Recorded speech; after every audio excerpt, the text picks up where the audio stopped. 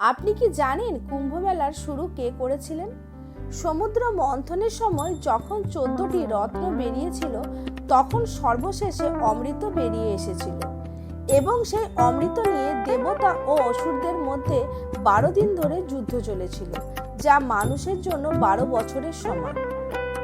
গরুড়দেব যখন সেই অমৃতকে সুরক্ষিত জায়গায় নিয়ে যাচ্ছিল, তখন সেই অমৃত কুম্ভ থেকে ছলকে 4টি জায়গাতে 4 ফোঁটা পড়েছিল, যার মধ্যে প্রথম ফোঁটাটি পড়েছিল হরিদ্বারের গঙ্গা নদীতে, দ্বিতীয় ফোঁটা পড়েছিল প্রয়াগরাজের সঙ্গমে, তৃতীয় ফোঁটা পড়েছিল উজ্জয়নের শিপ্রা নদীতে, আর চতুর্থ ফোঁটাটি পড়েছিল নাসিকের গোদাবরী নদীতে।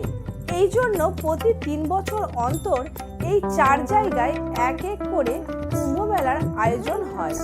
কুম্ভ মেলা কখন ও কোথায় হবে তা বৃহস্পতি ও সূর্যের স্থান অনুসারে নির্ধারণ করা হয়।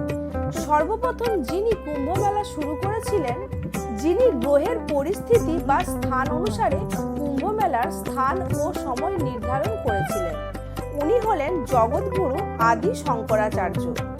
2025 সালে এই বিরলতম মহাকুম্ভ মেলা, যা 144 বছর পর হচ্ছে, তা সাধক ও পুণ্যার্থীদের জন্য বিশেষ অভিজ্ঞতার।